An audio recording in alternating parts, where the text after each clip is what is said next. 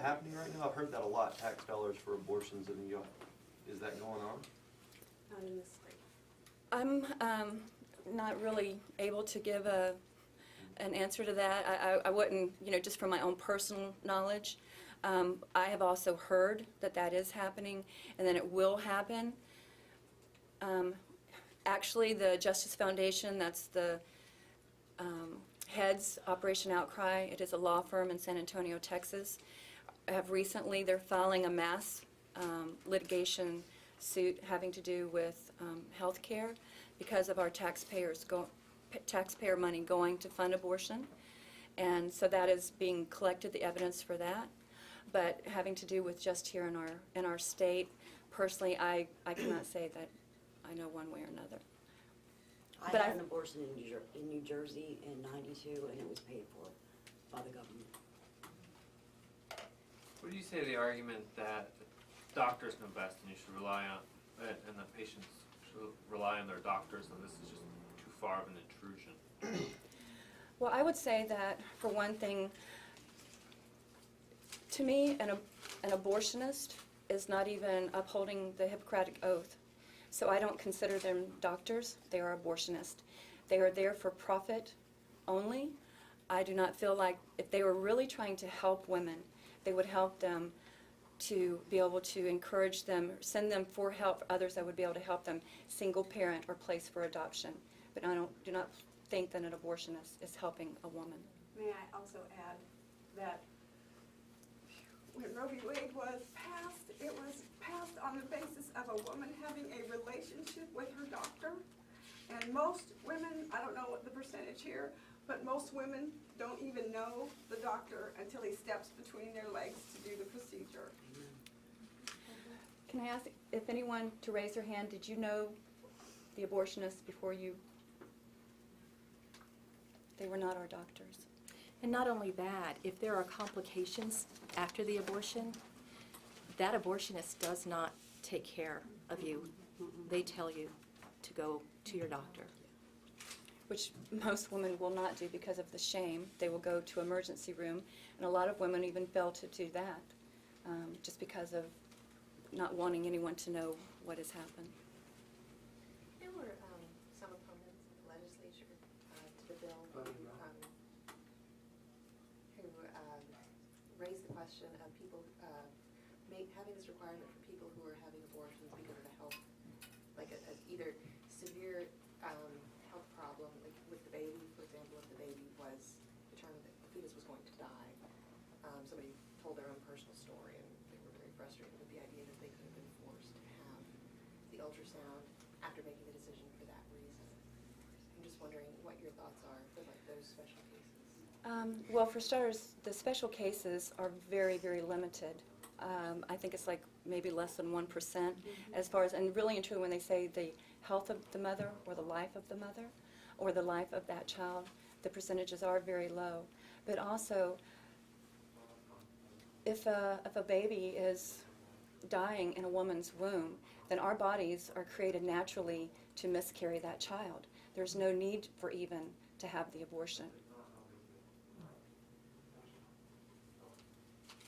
Can I add to that? The language, the health of the mother,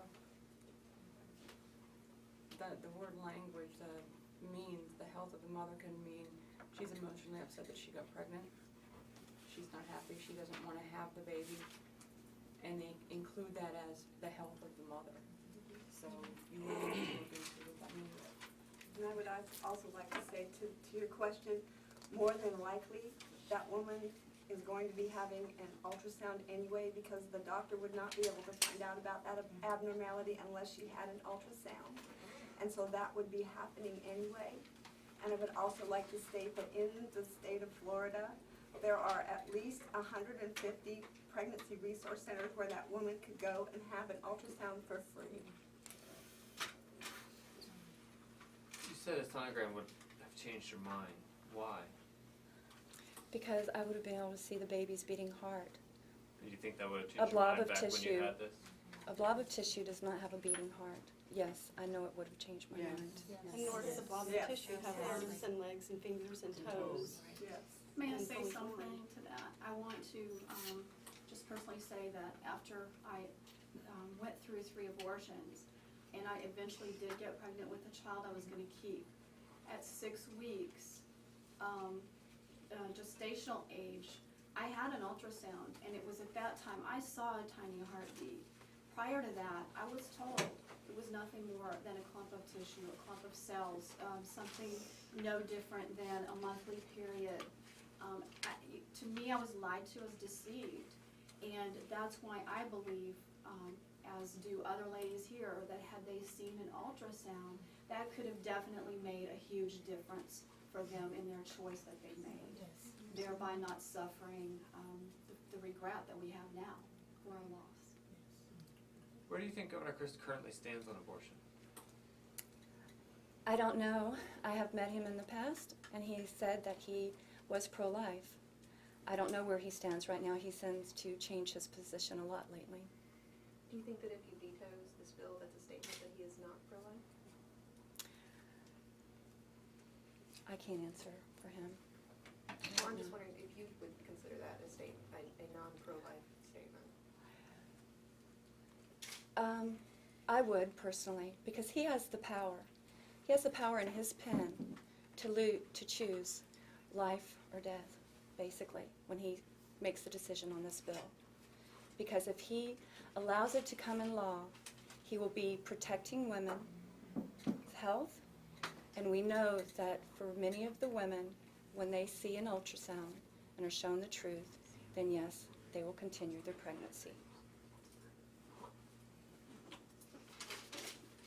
This bill, this year probably won't be the last year for an effort on this scale.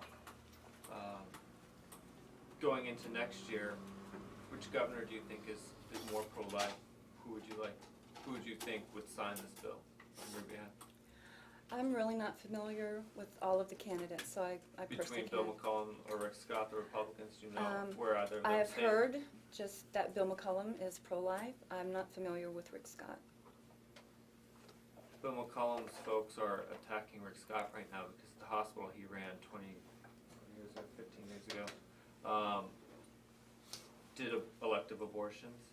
Would that make you less likely to support him because he was CEO at the time? Yes, it probably would be less likely for myself personally to support him. Is that just based on the idea that his hospital did it, or do you think the CEO has ties to what care I don't- doctors should be providing? I think as CEO they should. That doesn't mean to say there probably are some CEOs that are very pro-life, that their hospitals may possibly do them anyway. I'm not that familiar with